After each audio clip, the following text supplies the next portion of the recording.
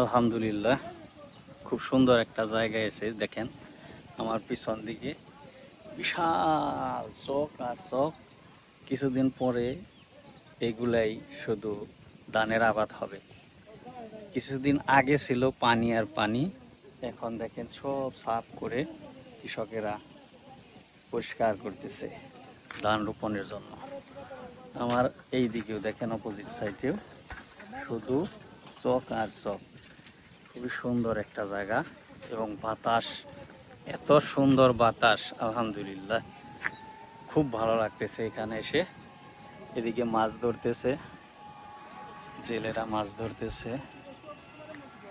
এক কথায় অসাধারণ একটা প্রাকৃতিক দৃশ্য এবং আবহাওয়া।